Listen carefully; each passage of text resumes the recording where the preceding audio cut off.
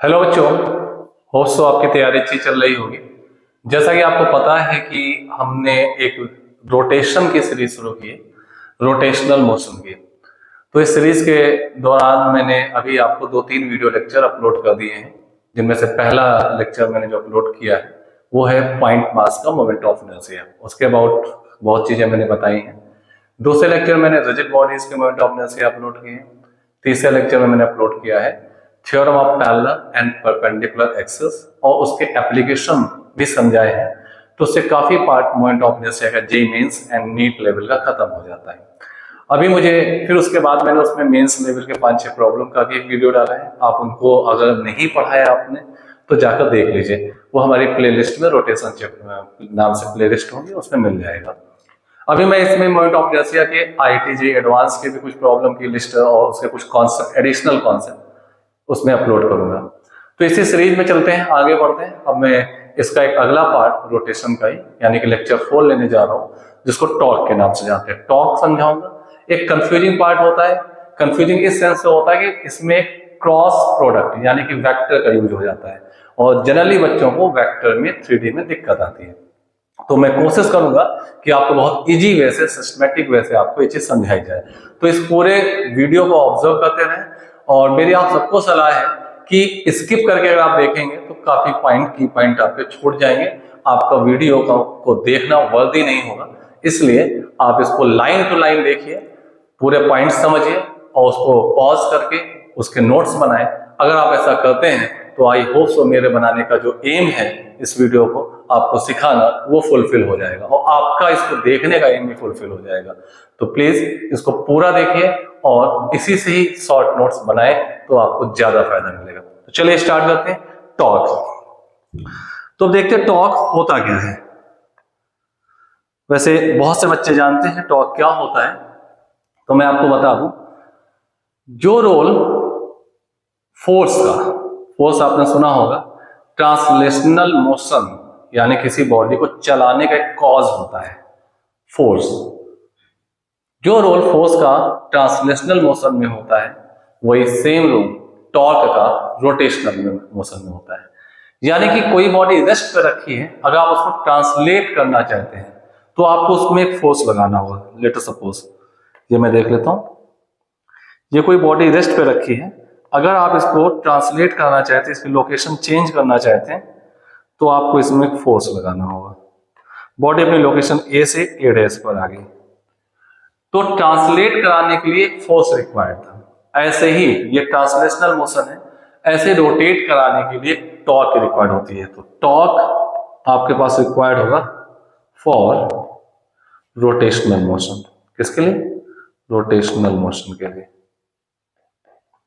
Rotational motion शुरू कराना हो या उसको चेंज करना हो, इट मीन्स रोटेशनल मोशन हो रही है, उसको स्पीड अप करना हो, स्लो डाउन करना हो, तो भी टॉर्क का यूज होता है। जैसे कोई बॉडी चल रही है, उसको स्लो डाउन करना है, एक फोर्स रिक्वायर्ड होगा अपोजिट डायरेक्शन पे जो उसका अपोज करे, और एक फोर्स रिक्वायर्ड होगा सेम डायरेक्शन में जो उसको सपोर्ट करे तो स्पीड अप हो जाएगी। ऐसे ही कोई बॉडी रेस्ट पर है तो एक फोर्स रिक्वायर्ड होगा रोटेशनल मोशन शुरू कराने के लिए, और एक टॉर्क रिक्वायर्ड होगा रोटेशनल मोशन कराने के लिए, और वही टॉर्क रिस्पॉन्सिबल होगा उसकी रोटेशन को स्पीड अप करने के लिए, और वही टॉर्क रिक्वायर्ड होगा उसकी मोशन को स्लो डाउन करने के लिए। तो जैसा कि मैंने आपको बताया था पहले अपने 2 लेक्चर में भी कि इस पूरे चैप्टर में आप 3 टाइप के मोमेंट पढ़ेंगे, ठीक है। तो पहला मोमेंट था मोमेंट ऑफ इनर्शिया, यानी कि जो मोमेंट जैसे टर्म होते हैं ये एक्सिस या रेफरेंस पॉइंट डिपेंडेंट होते हैं। मैं इस बात को जोर दे रहा हूं कि ये ध्यान रखिए, all the moment type of terms are axis और रेफरेंस पॉइंट डिपेंडेंट। एक्सिस से हमारा मतलब है एक्सिस ऑफ रोटेशन। जैसे मैंने ये पेन लिया है, तो एज ए रॉड मान सकते हैं। मैंने यहाँ पे अगर हिंज कर दो, यहाँ पकड़ो, तो अब ये पेन इस हिंज पॉइंट के बाद रोटेट करने के फ्री है, इसका रोटेशन होगा, ठीक है ना, रोटेशन होगा। तो एक्सिस या रेफरेंस पॉइंट डिपेंडेंट टर्म होते हैं। तो एग्जैक्टली टॉर्क क्या है? टॉर्क का सेम रोल है रोटेशनल मोशन में जो रोल ट्रांसलेशनल मोशन में फोर्स का होता है। तो आप ये कह सकते हैं कि टॉर्क जो है रोटेशनल इफेक्ट ऑफ फोर्स जो है that is known as torque. तो हम टॉर्क के बारे में कह सकते हैं rotational effect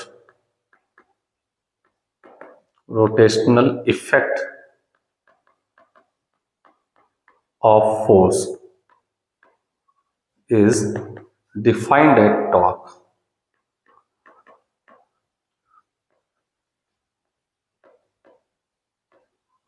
rotational effect of force is defined as torque. दूसरा पॉइंट हम इसको ऐसे भी कर सकते हैं, जैसे मैंने आपसे कहा कि ये मोमेंट जैसा टर्म है, तो इसको मैथमेटिकली जब एक्सप्रेस करेंगे तो आप ये कह सकते हैं moment of force moment of force is also defined as torque. कुछ भी लिख सकते हैं दोनों में, defined as torque. Moment of force is defined as torque. तो रोटेशनल इफेक्ट ऑफ फोर्स को भी हम टॉर्क कह सकते हैं, या moment of force is defined as torque. तो सबसे पहले हमें चेक करते हैं टॉर्क की वैल्यू क्या होती है। जैसा कि मोमेंट जैसे टर्म है, इनको कैसे कैलकुलेट करते हैं तो मैं आपको बताता हूं, पर ध्यान रखिएगा मैं एक पॉइंट यहां लिखता हूं, दीज आर एक्सिस और रेफरेंस पॉइंट डिपेंडेंट। ये किस पे डिपेंडेंट है? एक्सिस और रेफरेंस पॉइंट डिपेंडेंट है।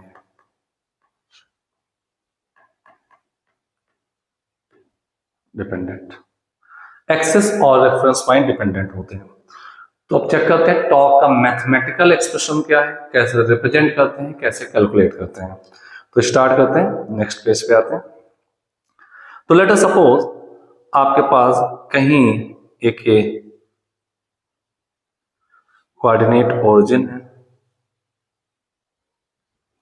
Suppose this is coordinate origin, ठीक है।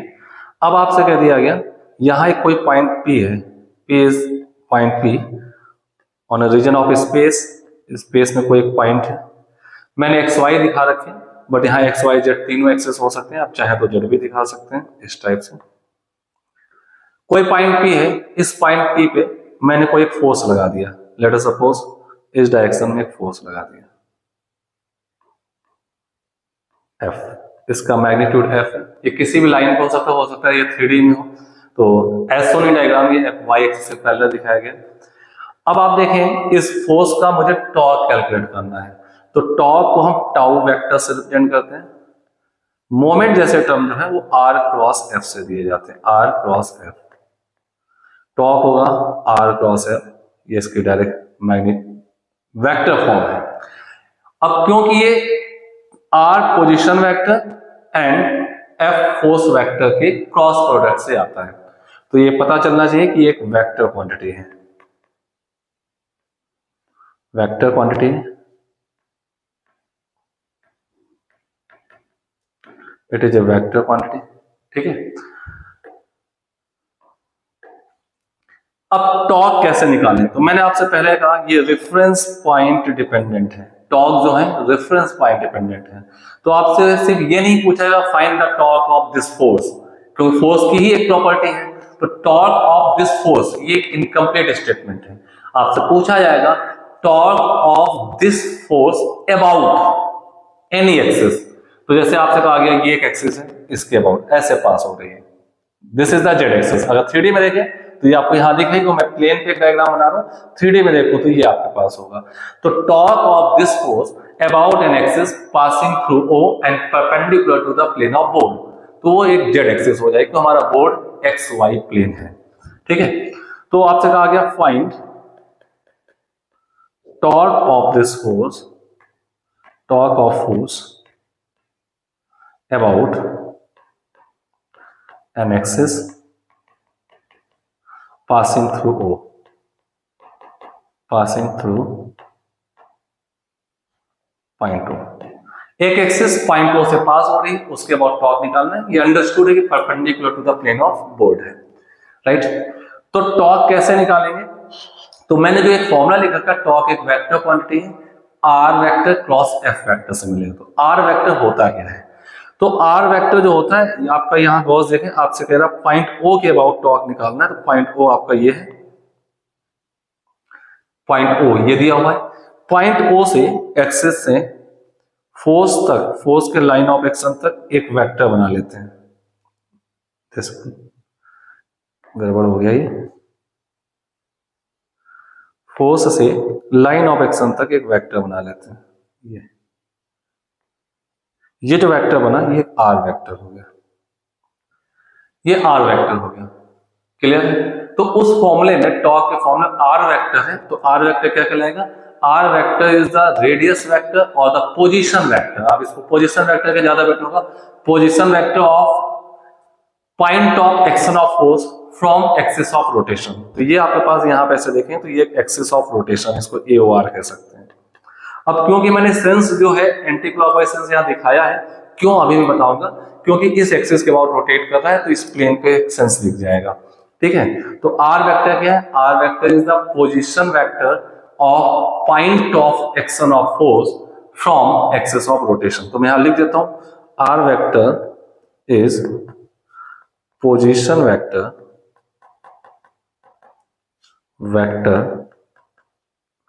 of point of action of force from axis of rotation। जिस पॉइंट के अबाउट, या रेफरेंस पॉइंट भी कह सकते हैं, जिस पॉइंट के अबाउट आपको टॉर्क निकालना है, उस पॉइंट से फोर्स के पॉइंट ऑफ एक्शन तक का एक वेक्टर ड्रॉ कर दीजिए, वो आर वेक्टर होता है। ठीक है, अब आर वेक्टर डायरेक्शन को आगे बढ़ाएं तो आपको आर वेक्टर एफ वेक्टर बीच का एंगल थीटा मिलेगा। अब क्योंकि ये क्रॉस प्रोडक्ट से आता है, तो अगर मैं टॉर्क के वेक्टर की बात करूं तो टॉर्क का वेक्टर होगा आर क्रॉस एफ। अब मैं टॉर्क के मैग्नीट्यूड को पहले कैलकुलेट कर लेता हूं, तो ये आएगा आर एफ साइन थीटा। जैसा आप जानते हैं ए क्रॉस बी होता है ए बी साइन थीटा, ये आर एफ साइन थीटा आ जाएगा, जहां थीटा आपके सामने डायग्राम में दिख रहा है। मैंने आर की लाइन ऑफ एक्शन को एक्सटेंड किया और फोर्स के बीच का एंगल ले लिया। आर एफ साइन थीटा ये इसका मैग्नीट्यूड है टॉर्क का, this is magnitude.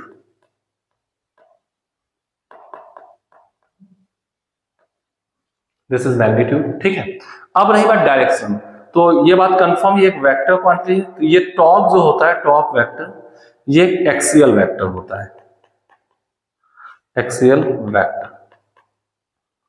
Torque vector axial vector होता है, इसकी यूनिट जो होती है वो न्यूटन मीटर होती है, newton metre, because R into F, theta की कोई यूनिट होती नहीं है। अब वेक्टर क्वांटिटी है, एक एक्सियल वेक्टर है, तो इसकी डायरेक्शन भी दे सकते हैं और सेंस भी दे सकते हैं। तो ये डायरेक्शन निकलती है क्रॉस प्रोडक्ट से, राइट हैंड थंब रूल से। डायरेक्शन जो निकलेगी वो राइट हैंड थंब रूल से निकलेगी, right hand thumb rule. Right hand thumb rule, जैसा कि आपने वेक्टर्स में पढ़ा होगा, आप राइट हैंड के फिंगर्स और थंब को कुछ ऐसा स्ट्रेच करें कि 90 डिग्री पर हो। अब आप आर वेक्टर की अपनी फिंगर्स करें, ठीक है, कुछ इस टाइप से करनी होगी, क्योंकि आपको इसके बाद एफ की ओर टर्न करना है। ऐसे टर्न करिए, ये देखिए, ये आपके पास इसकी डायरेक्शन पे हो गया, फिंगर्स हमने ऐसे किया और एफ की ओर टर्न किया। बाकी फिंगर्स हम ऐसे भी कर सकते हैं, बट इजीली हम एफ की ओर नहीं टर्न कर पाते, टर्न डाउनवर्ड होता है, जब फोर्स अपवर्ड है तो ऐसे टर्न किया। तो आप देखिए हमारा थंब जो है आउटसाइड द प्लेन, यानी कि Z axis plus K cap में आ रहा है। तो आप यहां से देख सकते हैं एज शोन इन डायग्राम, ये आपके पास आउटसाइड द प्लेन। तो ये जो सिंबल होता है, ऐसे करके मैं अगर यहाँ पे डॉट बना दूं तो ये आउटसाइड द प्लेन होता है, आउटसाइड द प्लेन, आउटसाइड। अगर कहीं यहाँ पे ऐसे करके मैं सिंबल करके क्रॉस बना दूं तो इनवर्ट द प्लेन होता है, invert the plane. Outside the plane को प्लस के कैप लिखते हैं, इनसाइड के प्लेन को माइनस के कैप लिखते हैं। तो एज शोन इन डायग्राम, यहाँ पे जो डायरेक्शन आएगी हमारी वो डॉट है, यानी कि प्लस के कैप है, प्लस के कैप है। तो एक्सियल वेक्टर में या तो हम डायरेक्शन दे सकते हैं, आउटसाइड है प्लस के कैप है, और दूसरा इसका सेंस दे सकते हैं। सेंस जो है इस टाइप से, इस टाइप मतलब एंटी क्लॉकवाइज सेंस है। कैसा है? Anti clockwise. तो एज शोन इन डायग्राम, इसका सेंस जो है आर क्रॉस एफ, हमारी फिंगर्स एंटी क्लॉक टर्न हो रही, तो वही ये देखिए एंटी क्लॉक का मैंने सिंबल बना रखा है, तो R cross F anticlockwise sense होगा। ठीक है, तो हम वेक्टर में दो चीजें यूज कर सकते हैं यहाँ पे, क्योंकि एक्सियल वेक्टर हम इसको सेंस से भी काम चला सकते हैं, एंटी क्लॉकवाइज सेंस से डायरेक्शन दे सकते हैं, आउटवर्ड है तो सिर्फ प्लस लिख के भी काम चला सकते हैं। मोस्ट ऑफ केस में आपको आउटवर्ड और इनवर्ड मिलेगी, तो आउटवर्ड को प्लस इनवर्ड को माइनस लेकर के नेट टॉर्क ही निकाला जा सकता है, क्योंकि एक ही लाइन पे सारे वेक्टर आ रहे हैं। तो यानी forward plus K cap positive minus के कैप निगेटिव लेके भी काम चला सकते हैं। तो ये एक तरीका था आपका टॉर्क निकालने का। तो टॉर्क में आर वेक्टर जो होता है वो मैंने लिख दिया है, R is the position vector of point of action of force from axis of rotation. ठीक है, अब यहाँ पे जो ओपी डिस्टेंस आपको दिख रही है, मैं इसको थोड़ा ऊपर करूंगा, ओपी डिस्टेंस जो आपको दिख रही है ये आर है, क्यों? ओ से पी तक ज्वाइन करता हुआ एक वेक्टर है, वो आर वेक्टर। तो ओ से पी तक की जो लेंथ है इस वेक्टर का मैग्नीट्यूड जो कि यहाँ पे यूज हुआ है वो आर हो जाएगा। थीटा आपको सामने आर और पी के बीच, आर और एफ के बीच का एंगल दिखाई दे रहा है। अगर आप थीटा जैसे टर्म को यहाँ पे इग्नोर करना चाहते हैं तो मैं आपको एक जुगाड़ बताता हूं। जुगाड़ ये है, आप एक काम ऐसा कर सकते हैं, आपको पॉइंट ओ के अबाउट टॉर्क निकालना है, जैसा कि यहां लिखा है पॉइंट ओ के अबाउट टॉर्क निकालना है।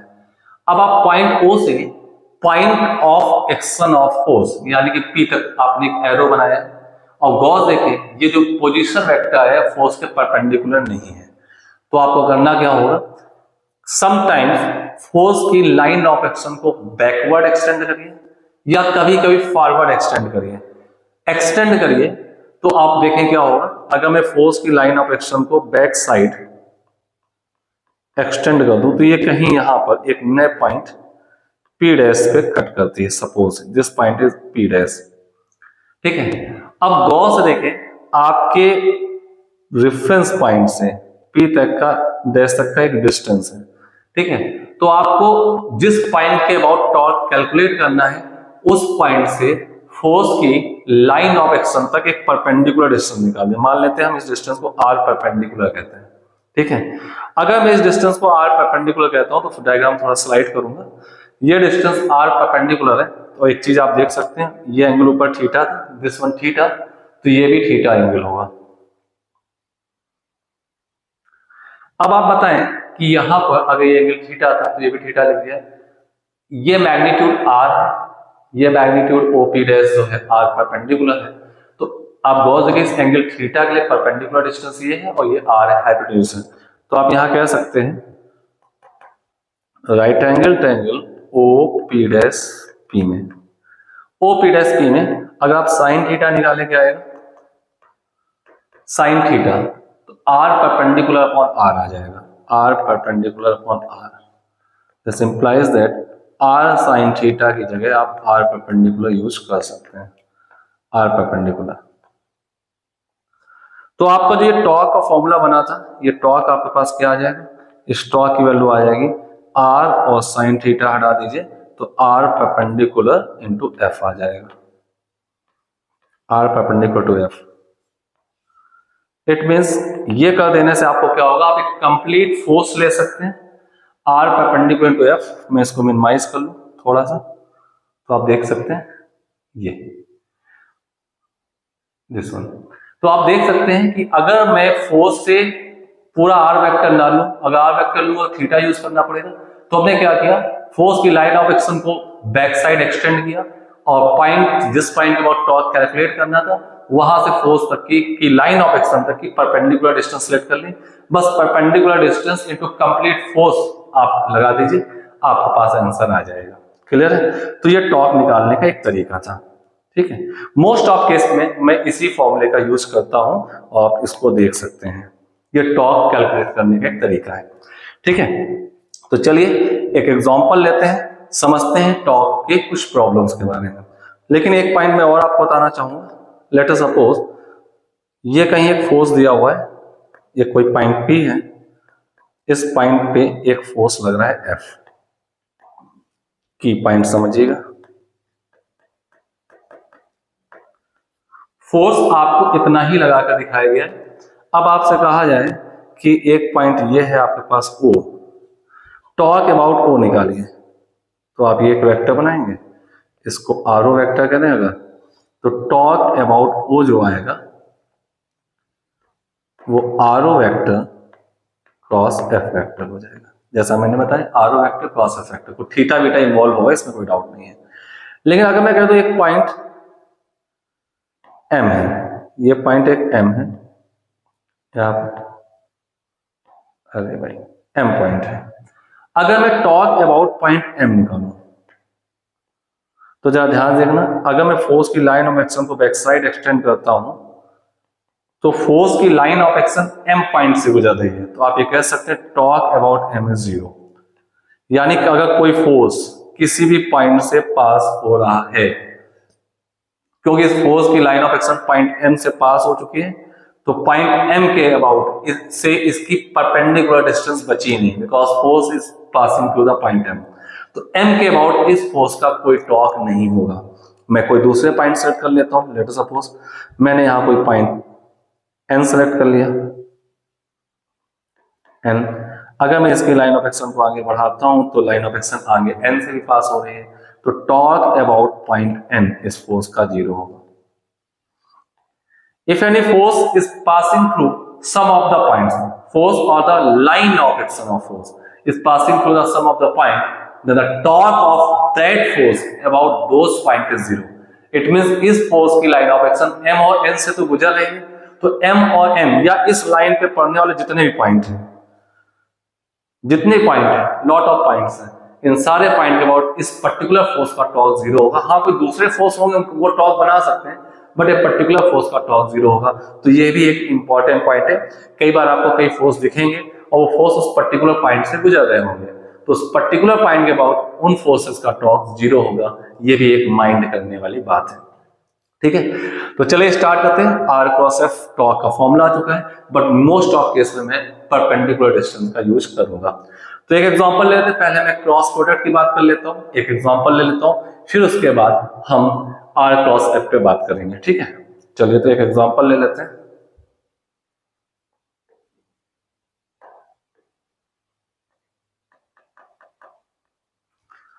जैसे मैंने ले लिया एफ वेक्टर, कहीं भी दिया हुआ ऑर्डिनरी एफ वेक्टर आपको दिया है 2i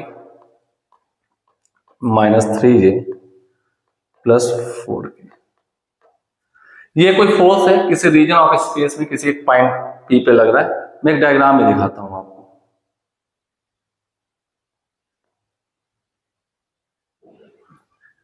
this is y, this is x and this is z। मैंने कहा कोई पॉइंट P होगा, पॉइंट P पे कोई फोर्स लग रहा है इस टाइप से। रीजन ऑफ स्पेस में 3D है, इसे ध्यान दीजिएगा, F की वैल्यू दी है। अब मैंने पॉइंट P के कोऑर्डिनेट दे दिए हैं, सपोज 3i 3, 1, 4। P के कोऑर्डिनेट ये हैं। अब मैं आपसे कहता हूं find torque of force about origin, origin के अबाउट टॉर्क निकालना है। तो इसका सॉल्यूशन कैसे करेंगे देखते हैं। तो आपको ओरिजिन के अबाउट निकालना है, तो दिस इज ओरिजिन। अब आप सबसे पहले ओरिजिन से पॉइंट P जहां पे फोर्स लग रहा है वहां तक का पोजीशन वेक्टर बनाएं। तो अगर वहां तक का पोजीशन वेक्टर बनाए तो आप देखेंगे ये पोजीशन वेक्टर आ जाएगा आर वेक्टर। अब क्योंकि ओरिजिन के कोऑर्डिनेट 0,0,0 होते हैं, तो आपके पास आर वेक्टर आएगा, आर वेक्टर फाइनल पॉइंट के कोऑर्डिनेट्स माइनस इनिशियल कोऑर्डिनेट और एक्स वाई जेड में रिस्पेक्टिवली आई जे के। तो इनिशियल तो 0 है, तो फाइनल आ जाएगा 3i प्लस 1 माइनस 0 यानी कि 1j प्लस 4k। ये आर वेक्टर आ चुका है ओरिजिन के अबाउट पॉइंट P का आर वेक्टर, और एफ वेक्टर आपके पास दिया हुआ है। एफ वेक्टर आपके पास क्वेश्चन में गिवन है। तो torque about point O R cross F आएगा, आर क्रॉस एफ। अब आर क्रॉस एफ, आर आपके पास है, एफ आपके पास है। इसको निकालने के लिए हम डिटरमिनेंट्स का यूज करेंगे, आई जे के। I hope so cross product निकालना सभी बच्चों को आता है, फिर भी मैं यहाँ कैलकुलेट करके दिखा रहा हूँ। जिन्हें नहीं आता है क्रॉस प्रोडक्ट निकालना, तो मेरा एक वेक्टर का एक प्लेलिस्ट है, उसमें आप देखेंगे 2 या 3 क्लास में मैंने वेक्टर खत्म किया है। तो उसमें स्पेशली क्रॉस प्रोडक्ट जरूर देख लें, क्योंकि क्रॉस प्रोडक्ट एक बहुत इंपॉर्टेंट टूल है। क्लास 12th में जितनी भी फिजिक्स आएगी मोस्ट ऑफ केसेस में क्रॉस प्रोडक्ट बहुत इंपॉर्टेंस लगता है। कुछ चैप्टर तो ऐसे होते हैं जिनको पढ़ाने के पहले मैं खुद ही बोल देता हूँ, if you don't know the vector product, it means cross product, then this chapter is not made for you। तो एक बहुत इंपॉर्टेंट है, जिनको नहीं आता है वो मेरे प्लेलिस्ट पे जाए और वेक्टर का क्रॉस प्रोडक्ट जरूर चेक करें और उसको पूरा सीखें। आई जे के आर क्रॉस है, तो पहले आर के कंपोनेंट हो जाएंगे 3 1 एंड 4 है, 3 1 4 एंड एफ के हैं 2 -3 4। इसको सॉल्व करेंगे तो i के साथ आपका क्या आएगा, i का कंपोनेंट ये हो गया, तो 4 1 जा 4 माइनस 4 3 जा 12 -12 आएगा तो प्लस का 12 हो जाएगा। सक्सेसिव में माइनस लेंगे -j, अब j के साथ क्या आएगा, ये कर गए 4 3 जा 12 माइनस 4 2 जा 8 प्लस k कैप में क्या आएगा, k कैप में 3 3 जा 9 माइनस का 9 एंड देन माइनस का 3, तो आप पास आ जाएगा 6 i कैप 12 - 8 4, तो माइनस का 4 j cap and then plus नहीं माइनस हो जाएगा 12 k cap. This becomes your answer. एक वेक्टर फॉर्म पे दे सकते हैं। यूनिट न्यूटन मीटर हो गया, फोर्स न्यूटन में है और डिस्टेंसेस मीटर में है, तो ये न्यूटन मीटर होगी। तो उस अप्लाइड फोर्स का टॉर्क अबाउट द ओरिजिन, जो पॉइंट टी पे फोर्स अप्लाई हो रहा था ओरिजिन के अबाउट, उसका टॉर्क निकाला है, जो एक फंडामेंटल फॉर्मूला था आर क्रॉस एफ करने का। तो मैंने आर क्रॉस एफ करके ये टॉर्क निकाल दिया है। ठीक है, अब इनमें से कुछ चीजें और हम कैलकुलेट करते हैं, कुछ छोटे छोटे एग्जाम्पल लेते हैं, उनको समझते हैं क्या होगा। ठीक है, तो आपको सबसे पहले सिस्टम का एफबीडी पता होना चाहिए, तो मैं कुछ और की पॉइंट्स रख देता हूं। Calculation of torque, for calculation of torque in any system,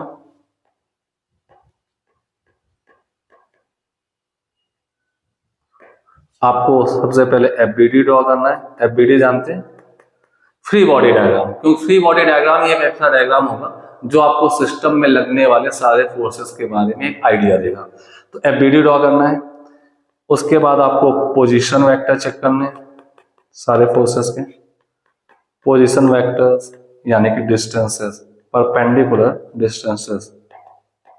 कुछ भी एक काम कर सकते हैं, मैंने कहा पोजीशन वेक्टर निकाले तो सीधे क्रॉस लगेगा, थीटा वगैरह आएगा मैग्नीट्यूड में, और परपेंडिकुलर डिस्टेंस निकालना थीटा की जरूरत नहीं होती, बस clock anti clock plus minus करके नेट टॉर्क निकाला जा सकता है। तो इस टाइप से चीजें आती हैं। तो चलिए चेक करते हैं, एक एग्जांपल ले लेते हैं और बहुत बढ़िया से एक एग्जांपल लेते हैं। सपोज मैंने ऐसा मान लिया हमारे पास एक मीटर स्टिक है, ये एक मीटर स्टिक है। मीटर स्टिक का मतलब आप जानते होंगे 100 सेंटीमीटर लॉन्ग, यहां 0 है एंड ए पर और यहां पे 100 की मार्किंग है एंड बी पर। मीटर स्टिक है, 100 सेंटीमीटर लॉन्ग है, कुछ कॉलम्स बने होंगे लास्ट तक, या इसको मैंने ऐसे यहां पे रख दिया हुआ है ग्राउंड पे, जमीन पे।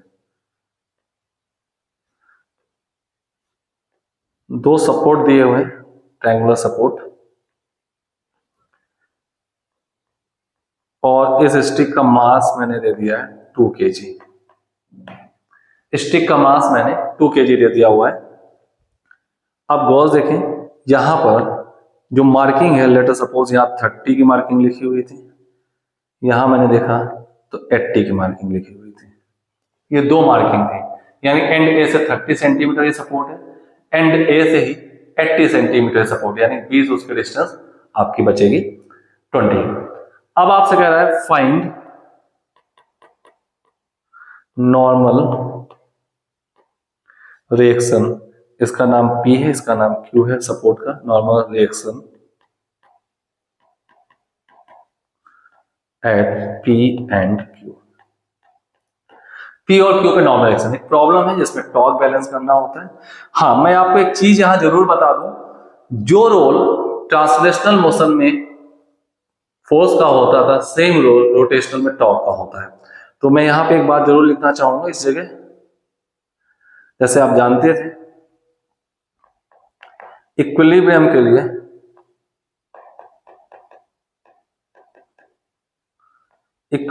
लिए sigma F X 0, sigma F Y 0, sigma F Z 0 होता था, वैसे ही ये ट्रांसलेशनल इक्विलिब्रियम के थे टी, ऐसे रोटेशनल इक्विलिब्रियम के लिए sigma torque about any point 0 होगा, सिग्मा टॉर्क भी 0 होगा।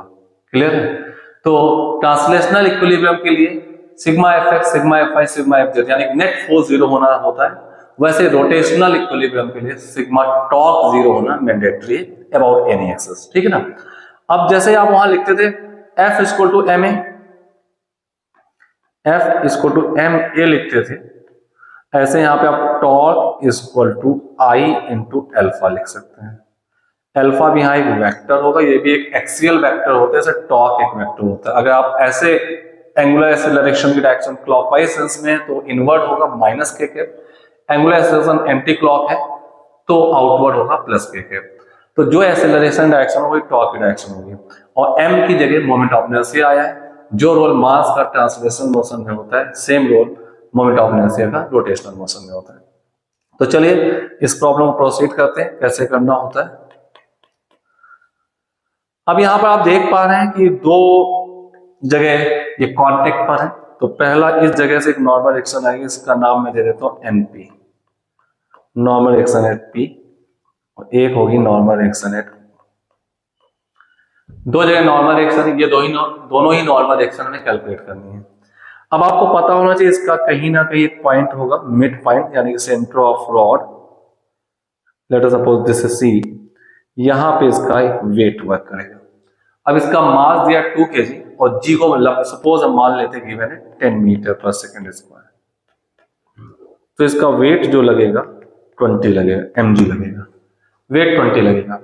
अब आप इस रॉड का एफबीडी हमारे सामने तैयार, जो मैंने ऊपर लिख रखा था कि एफबीडी आपको बनाना है, एफबीडी रॉड का तैयार है हमारे पास।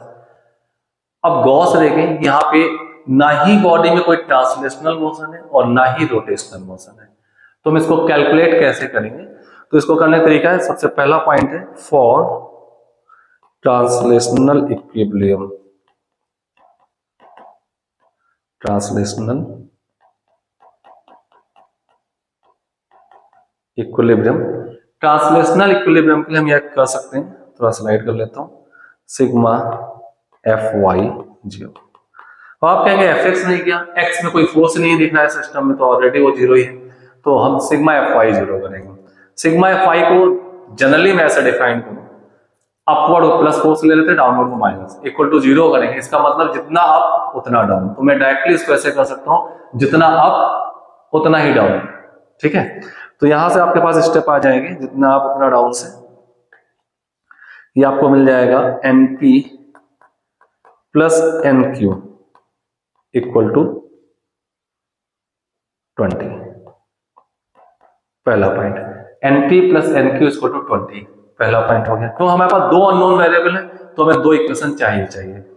ट्रांसलेशनल हो गया। अब हम बात करें रोटेशनल इक्विलिब्रियम की, रोटेशनल इक्विलिब्रियम की बात करें तो net torque about any point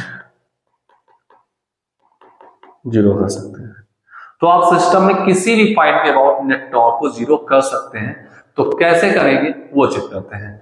आपके पास 3 पॉइंट डिफाइंड है, लेट अस सपोज इस पॉइंट को P मान लेंगे, इसको भी Q मान लेंगे, और ये O है, ये A है, वो B है। किसी भी पॉइंट के अबाउट 0 ले लीजिए टॉर्क। लेकिन ये सलाह होती है, जब कभी भी आपको टॉर्क लेना हो, सिस्टम में ढेर सारे फोर्स लग रहे हो, तो आप उस फोर्स के अबाउट, उस पॉइंट के अबाउट टॉर्क लीजिएगा जिस पॉइंट पे maximum number of force work कर रहे हो। उससे इक्वेशन आपकी कोई भी आएगी, बट फायदा ये होगा कि आपके मैक्सिमम नंबर ऑफ फोर्सेस के टॉर्क 0 हो जाएंगे, कुछ ही टॉर्क निकलेगा, कैलकुलेशन कम आएगा आपका। तो ये मेरी सलाह है कि आपको उसी पॉइंट के अबाउट टॉर्क लेना है जिससे मैक्सिमम नंबर ऑफ फोर्स की लाइन ऑफ एक्शन पास हो रही हो। खैर यहाँ ऐसा कोई चॉइस नहीं, हमारे पास 3 ही फोर्स है और 3 अलग पॉइंट पे लगने हैं, तो आप किसी एक के अबाउट भी ले सकते हैं। तो चलिए हम किसी एक के अबाउट लेते हैं। तो सपोज मान लिया let about C, C is the centre of mass of the rod, C के अबाउट टॉर्क लेना है और हमें माइंड में रखना है कि अगर टॉर्क इस सेंस में आ रहा है क्लॉकवाइज सेंस में तो इनवर्ड है माइनस का लेना है, एंटी क्लॉकवाइज सेंस में आ रहा है तो आउटवर्ड है हमें प्लस का लेना है, ये आपको ध्यान रखना है, ठीक है। तो चलिए सी के अबाउट हम देखते हैं टॉर्क कितना आएगा, तो अपना चेक कर लेते हैं हम लोग।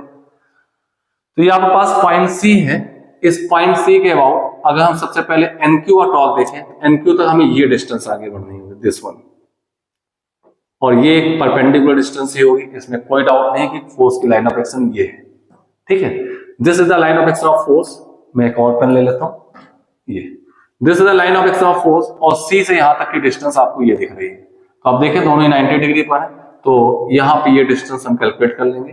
और आपको पता है सी जो होता है फोर्स वो 50 सेंटर ऑफ मास 50 के मार्किंग पर होगा। तो हम सबसे पहले एनक्यू की बात करें तो यहां से यहां तक एक डिस्टेंस आ जाएगी परपेंडिकुलर, एंड दिस इज 30, ये 30 सेंटीमीटर होगी, ठीक है। अब दोनों तरफ डिस्टेंस सेंटीमीटर में आएंगे तो हमें कन्वर्ट करने की कोई बहुत जरूरत है नहीं, लेकिन अब देखें एनक्यू का टॉर्क आएगा कैसा, आर वेक्टर ये हो गया एंड दिस इज एनक्यू। तो आप देख पा रहे हैं R cross F anticlockwise sense से आउटवर्ड आ रहा है तो प्लस का टॉर्क लिया जाएगा। तो आप इसको कह सकते हैं एनक्यू इंटू 30, आप चाहें तो इसको आर क्यू कह सकते हैं, पोजिशन वेक्टर ऑफ क्यू। 30 हो गया और ये एंटी क्लॉकवाइज सेंस में प्लस का आएगा। अब बात करते हैं पी का, तो पी की लाइन ऑफ एक्शन तो ये है। अब यहां से ऐसे आप आए तो आप इधर में आता हूं, सी से पी तक आने के लिए आपको ये डिस्टेंस ट्रेवल करनी है दिस वन, ये आपका पोजीशन वेक्टर होगा एंड द एनक्यू अपवर्ड है राइट हैंड थंब रूल से। तो आप देखिए हमारा थंब इनवर्ड जा रहा है, थंब इनवर्ड जा रहा है, इसमें निगेटिव टॉर्क है ये इनवर्ड, तो इसको माइनस साइन कर लेंगे, माइनस के कैप भी ले सकते हैं, तो इनवर्ड है। तो अब डायग्राम में देखिए इसका डायरेक्शन किधर जा रहा है, ये देखिए ये आर ऑफ पी है। अब इनका क्रॉस कर देखें, एंगल यहां भी 90 है तो परपेंडिकुलर डिस्टेंस इनटू फोर्स कर देंगे और ये इनवर्ड जाएगा। तो ये आपके पास आएगा माइनस का एन पी इंटू ये डिस्टेंस कितनी बचेगी, आप गौर से 30 और 50 के बीच का गैप है तो ये डिस्टेंस होगी 20 इंटू 20, ये नेट टॉर्क हो गया। अब सी के अबाउट डब्ल्यू का कोई टॉर्क होगा नहीं, डब्ल्यू 20 न्यूटन है, क्योंकि डब्ल्यू इसी पॉइंट सी से पास हो रहा है तो कोई टॉर्क बनाएगा नहीं, मैं ऊपर बता चुका हूं, इक्वल टू 0। तो यहां से आपके पास आएगा 3NQ इसको टू 2NP, इक्वेशन नंबर 2। ये दो इक्वेशन आपके पास आ चुकी हैं, अब इन्हीं का यूज करना है आपको, प्रॉब्लम सॉल्व करनी है। तो आप किसी एक को सब्स्टिट्यूट कर दें, NQ को आप लिख सकते हैं 2/3NP, इसको लेकर के यहां सब्स्टिट्यूट करते तो NP plus 2/3NP equal to 20, 3 plus 2 कितना आ जाएगा यहाँ पे 5/3NP इक्वल टू 20, 5 4 NP आपके पास आ चुका है 12 न्यूटन। अब NP 12 आ चुका तो यहां से आप चेक कर लें तो NQ आपके पास आएगा, NQ आपके पास आएगा 2/3 इंटू 12 4, तो NQ आपके पास आ जाएगा 8 न्यूटन और ये आपकी प्रॉब्लम सॉल्व हो जाएगी। एक बहुत अच्छा यूज था टॉर्क का, तो ये आपके पास प्रॉब्लम सॉल्व हो जाती है। NP निकाल लिया है हमने, NQ निकाल लिया, 12 और 8 ये दोनों मिल करके बॉडी की लोड 20 को बैलेंस कर देंगे और ये किसी इस बॉडी को टर्न भी नहीं होने देंगे, क्योंकि एक का turning effect anticlockwise sense generate कर रही थी नॉर्मल डायरेक्शन, एक क्लॉकवाइज जनरेट कर रही थी, दोनों का टर्निंग इफेक्ट भी as per their values balance हो चुके हैं और ये टॉर्क 0 आ चुका है। टॉर्क का डेली लाइफ में बहुत जगह यूज होता है। सिंपली अगर आप देखें तो आपके घरों में जो डोर्स लगे होते हैं, विंडोज के डोर जो लगे होते हैं, तो आप विंडोज को देखें तो उनमें उसकी साइड के बाद उसको हिंज किया जाता है, तो वो उसकी एक्सिस ऑफ रोटेशन आप देखेंगे, आप जब डोर ओपन करेंगे तो अपनी एक्सिस ऑफ रोटेशन के अबाउट रोटेट कर रहा होगा। और आपके जो हैंडल होते हैं वो उस एक्सिस से एक्सट्रीम डिस्टेंस पे लगाए जाते हैं, जिससे कम फोर्स लगा करके भी आप मैक्सिमम टॉर्क जनरेट कर पाए। तो इसलिए वो हिंज पॉइंट से मैक्सिमम डिस्टेंस पर हैंडल लगा देते हैं जिससे कि वो इजिली आप उसको खोल पाए। अगर ये हैंडल पास में लगा दिया जाता तो आपको बहुत लोड लगाना होता, फोर्स ज्यादा लगाना होता, क्योंकि वर्क तो सेम ही करना है, डोर खोलना है, तो इससे उनकी डिस्टेंस मैक्सिमम ली जाती है, आप ऑब्जर्व कर सकते हैं। तो ये तो था एक अच्छा सा एग्जांपल जिसमें मैंने आपको टॉर्क निकालना दिखाया। एक एग्जांपल और लेते हैं, टॉर्क एक बढ़िया प्रॉब्लम है, 2 एग्जांपल मैं और लूंगा, उनको देखते हैं। एग्जांपल नंबर 2, एग्जांपल नंबर 2 ये आपसे कह रहा है, सपोज ये ग्राउंड है, यहां से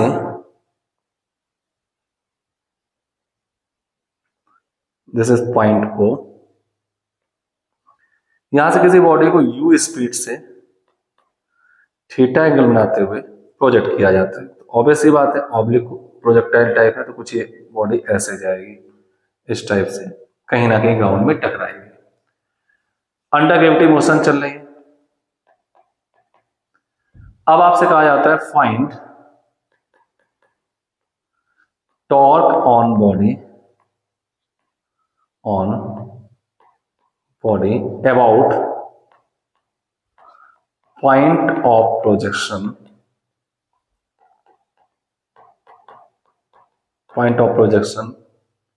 when it is at topmost point of its journey, topmost point of its path।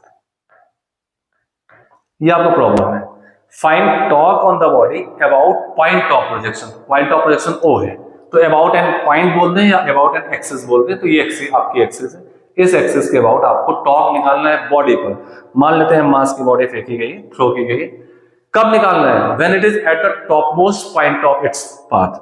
तो ये अपने पाथ के जब टॉप मोस्ट पॉइंट पर होगी तब इसमें निकालना है। तो आप चेक कर लीजिए, ये टॉप मोस्ट पॉइंट आ चुका है, suppose this point is P, ये टॉप मोस्ट पॉइंट पर है।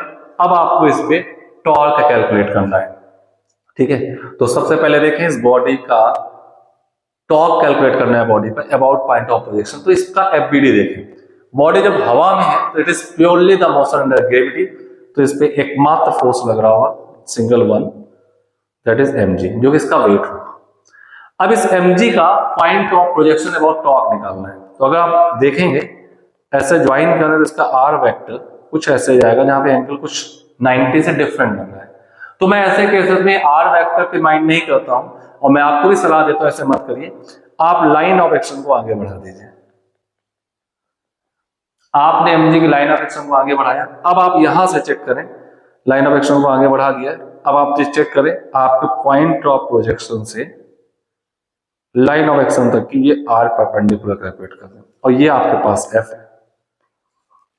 लेकिन हाँ, इस तरफ ऐसे जा करके आपका जो एक्चुअली r वेक्टर बन रहा था, ये r वेक्टर जो बनेगा, आप r वेक्टर की डायरेक्शन को चेक करके ऐसे r क्रॉस f, आपने टॉर्क का सेंस कैलकुलेट कर सकते, direction inward the plane of board है, तो इनवर्ड को हम यहाँ कह सकते हैं कुछ इस टाइप से, inward the plane of board होगी, यानी कि माइनस के कैप पे होगा। तो टॉर्क इनवर्ड है, लेकिन मैग्नीट्यूड आप टॉर्क निकालें तो टॉर्क आप सीधे निकाल सकते हैं r परपेंडिकुलर इंटू f, और डायरेक्शन क्लॉक मतलब इनवर्ड है, यानी कि आप ये कह सकते हैं इनवर्ड मतलब क्लॉकवाइज, सेंस आप निकालें क्लॉकवाइज, या माइनस के कैप भी आप कह सकते हैं, तीनों में कोई पॉइंट लिख सकते हैं, ठीक है। अब टॉर्क की वैल्यू क्या आ जाएगी about the point of projection, r perpendicular, आप देख पा रहे हैं r परपेंडिकुलर, प्रोजेक्टाइल मोशन में अगर आप देखें तो ये r परपेंडिकुलर जो दिख रहा है, this is numerical equal to range by 2, because यहां से यहां तक ये टोटल कंप्लीट रेंज होती है, तो ये रेंज बाई 2 होगा। तो r परपेंडिकुलर रेंज बाई 2 हो गया, और f आपके पास है mg, डायरेक्शन ये लिखी हुई है, तो mg बाई 2, और रेंज आप जानते हैं u square sine 2 theta by g है। तो ये आपके पास टॉर्क आ चुका है about the point of projection when body is eight top most point of its journey, और यही आपका आंसर है। ये one of most important problem में है, इस प्रॉब्लम को बहुत बार मैंने देखा है, पूछा गया है, तो प्लीज माइंड इट, चेक करिए कैसे मैंने इसको सॉल्व किया है, ठीक है। इसी में ही एक और प्रॉब्लम आती है, तो मैं इसी डायग्राम को लूंगा, इसमें एक एंगुलर मोमेंटम कैलकुलेट करूंगा, तो मैं अपने एंगुलर मोमेंटम वाले वीडियो में भी वो चीज आपको दिखाऊंगा। चलिए एक पॉइंट और जान लेते हैं, एक और प्रॉब्लम टॉर्क में लेते हैं, इससे आपको टॉर्क के बारे में आइडिया क्लियर हो जाए। एक बहुत अच्छी प्रॉब्लम है, example number 3।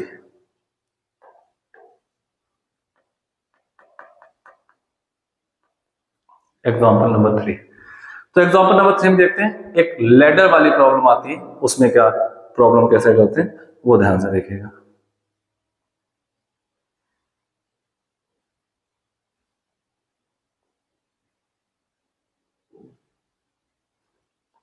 This is y, this is x।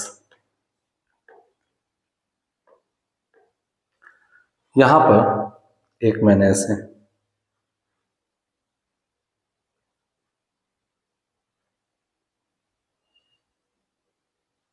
ये एक लेडर रख दी हुई,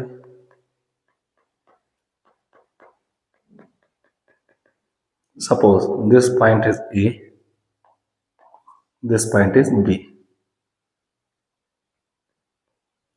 मैंने सारे सरफेस को रफ मान लिया, हर जगह कुछ कोफिशिएंट डिफाइंड हुए। सपोज यहां एक लेडर रखी हुई है थीटा, लेडर का मास m है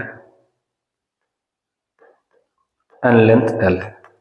मास m, l लेंथ की एक लेडर अगेंस्ट ए वॉल, एक वॉल पर कुछ इस टाइप से एंगल बनाती हुई रुकी हुई है, जस्ट एक्सट्रीम कंडीशन पर रुकी हुई है कि अगर इसमें कुछ भी छेड़छाड़ की गई तो ये गिर जाएगा, स्लिप कर जाएगी। तो इस कंडीशन में इसमें क्या क्या फोर्स लग सकते हैं, टॉर्क का भी एक बहुत अच्छा यूज है, वो सारी चीजें मैं दिखाता हूं। तो सबसे पहले मैं इसका एक एफबीडी ड्रॉ कर लेता हूं। तो देखिए एफबीडी में क्या आएगा, अब यहाँ पे एफबीडी में सबसे पहले इसका एक पॉइंट ये होगा, सेंटर पॉइंट होगा C। ये सेंटर पॉइंट C मैंने ले लिया, यहां से इसका एक mg लग रहा होगा। आप देख पा रहे हैं मैं लाइन ऑफ एक्शन को ऑलरेडी एक्सटेंड करके बना रहा हूं, ये mg लग रहा है, ठीक है। सेंटर पॉइंट है, A से C तक की डिस्टेंस भी l/2 है और C से B तक की डिस्टेंस भी l/2, बिकॉज ये यूनिफॉर्म लेडर थी, तो इसका लोड mg लग रहा है। अब इसके साथ साथ दो जगह कांटेक्ट है, तो इस पे दो कांटेक्ट फोर्स लगेंगे, कांटेक्ट से नॉर्मल एक्शन, एक ए से नॉर्मल एक्शन कुछ ऐसे लग जाएगा, मैंने इसको Na ऐसे दिखा दिया। आप देख पा रहे हैं मैं ऑलरेडी जितने भी फोर्सेस हैं उनकी लाइन ऑफ एक्शन को एक्सटेंड करके दिखा रहा हूं। ये Na लगेगा प्लेन ऑफ कांटेक्ट के परपेंडिकुलर, नॉर्मल एक्शन एट ए। फिर इसके साथ साथ इसमें लगेगा एक Nb, ये होगा, ये कुछ लाइन टेढ़ी होगी, मैं इसको हटा देता हूं।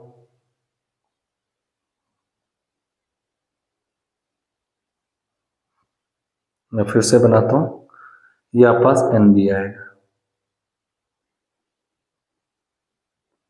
ये Nb हो, देख पाए लाइन ऑफ एक्शन में एक्सटेंड करके बनाना, Nb हो गया। अब अगर ये लेडर ऐसे रखी हुई है तो ऑब्वियस सी बात इटसेल्फ ये कभी ऐसे नहीं होगी, ये एंगल बढ़ेगा नहीं, ये एंगल कम होगा, गिरने की कोशिश करेगी। तो जब गिरने की कोशिश करेगी तो point be on the ground rightward जाने की टेंडेंसी रखेगा। तो यहां पर फ्रिक्शन एक्सट्रीम कंडीशन जो लग रहा है, ऐसा मैंने मान लिया है, तो फ्रिक्शन लेफ्टवर्ड वर्क करेगा। तो यहां पे इसका एक फ्रिक्शन भी वर्क करेगा, ऐसे पॉइंट ए पर फ्रिक्शन आएगा, बी पर एफ बी होगा, which is numerically equal to mu B into N B, जहां म्यू बी जो है लेडर और फ्लोर के बीच का कोएफिशिएंट ऑफ फ्रिक्शन होगा। अब बी की टेंडेंसी राइटवर्ड जाने की तो फ्रिक्शन लेफ्टवर्ड लग गया, तो ए की टेंडेंसी डाउनवर्ड होगी, इससे भी स्लिप कर सकती है, डाउनवर्ड जाने की होगी, तो फ्रिक्शन कहां लगेगा, अपवर्ड। तो ए पर फ्रिक्शन की जो डायरेक्शन होगी वो ऐसे है, this one F A, it is numerically equal to mu A into N. अब ध्यान दीजिएगा मैं यहाँ स्टार बना दे रहा हूं क्योंकि मैं एक्सट्रीम कंडीशंस की बात कर रहा हूं, इससे मैंने ये सारे फोर्सेस ले रखे हैं, हर जगह मान लिया कि force friction force extreme condition पर है। अब मैं ए की लाइन ऑफ एक्शन को भी पीछे बढ़ा सकता हूं ऐसे, ये यहां कट कर जाएगी ऊपर। आप गौर देखिए तो 5 फोर्स लग रहे हैं, M G, N F N B F B, ठीक है। अब ये रेस्ट पर है, इक्विलिब्रियम मेंटेन है,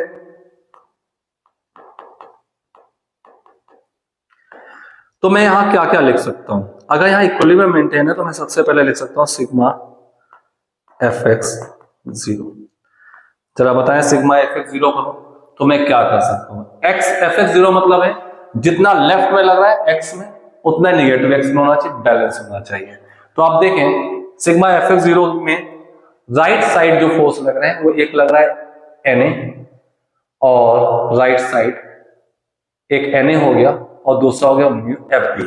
तो राइट साइड जो लग रहा है एन ए, आप ये देख पा रहे हैं ये एन ए होगा राइट साइड, और एक एफ बी होगा इक्वल टू एफ बी, या इसको आप mu B into N B भी लिख सकते हैं। पहले इक्वेशन। सेकेंड इक्वेशन में लिख सकता हूं sigma F Y equal to zero. Y पे जितने फोर्स लग रहे हैं वो जीरो होंगे, इक्विलिब्रियम मेंटेन है, translational as well as rotational.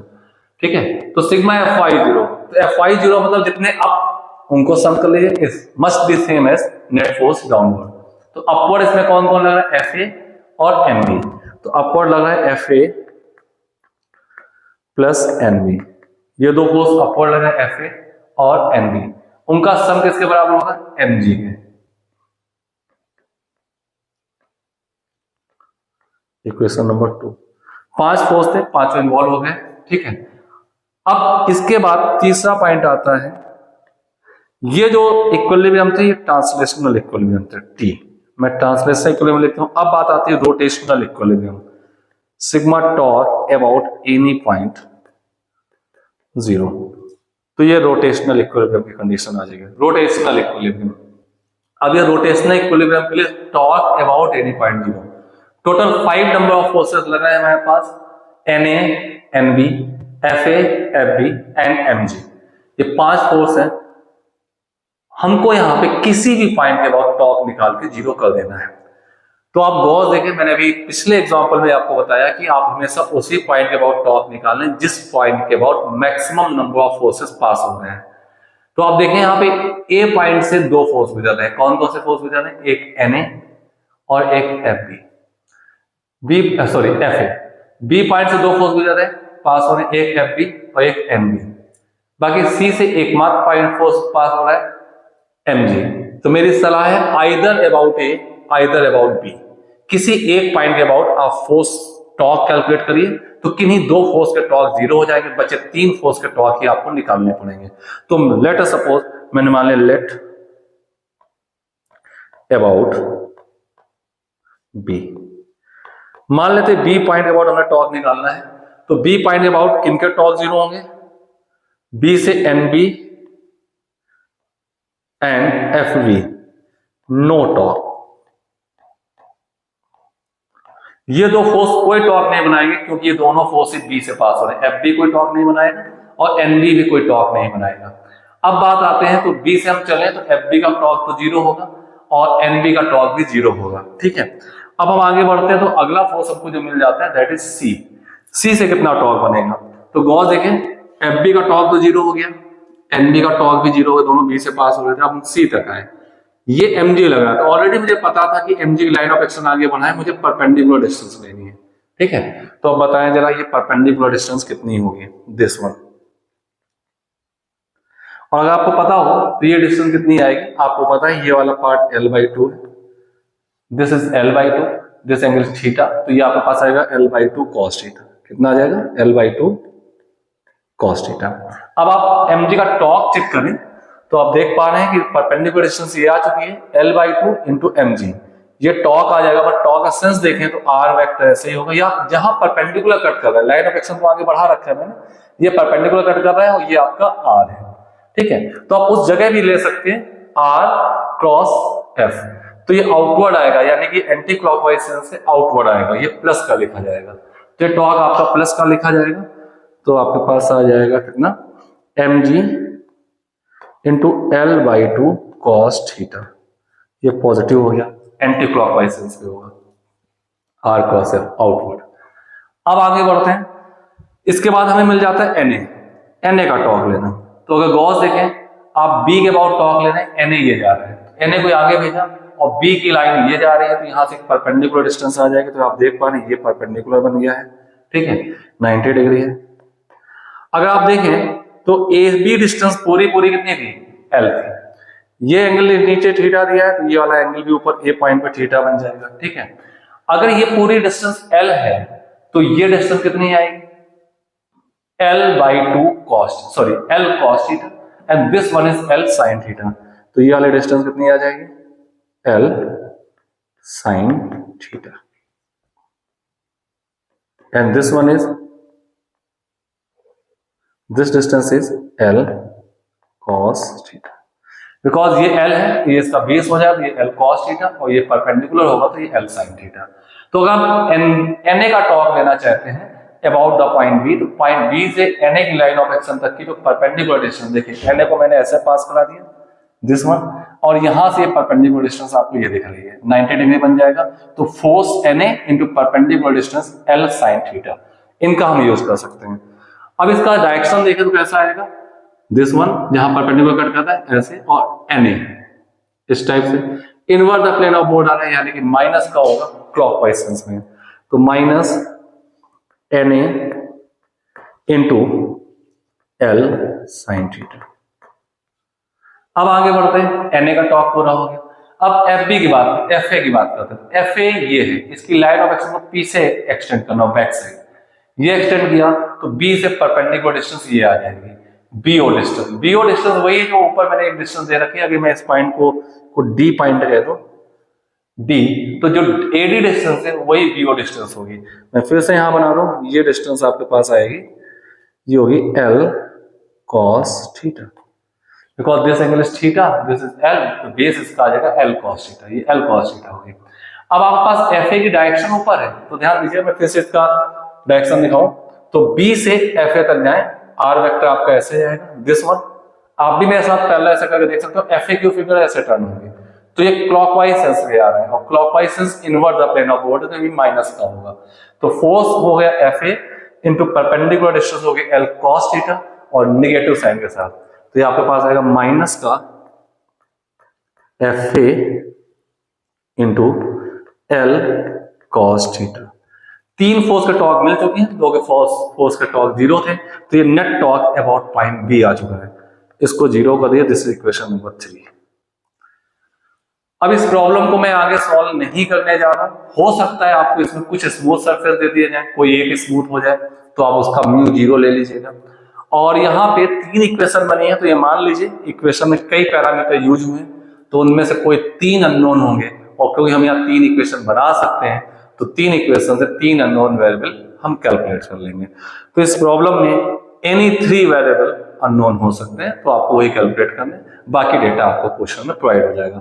तो one of the most important problem of its category, balancing of ladder against A wall, ठीक है, तो बहुत इंपॉर्टेंट चीज है, इसको सभी को समझ लीजिए, एक दो बार बिना देखे इस प्रॉब्लम को करिए, देखिए आप टॉर्क निकाल पा रहे हैं या नहीं।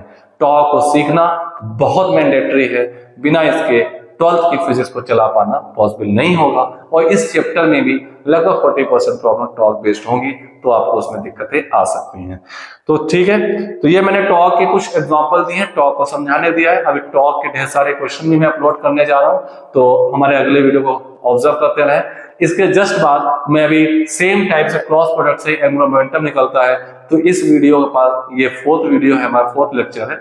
5th लेक्चर आपका angular momentum and it's conservation पे आने वाला है, तो उसको जरूर देखिए। पूरी सीरीज देखेंगे तो जो टफ टॉपिक आपको लगता है रोटेशन, वो आपके लिए थोड़ा सा आसान बनाने का मेरा प्रयास है, तो इसको कंप्लीट करिए।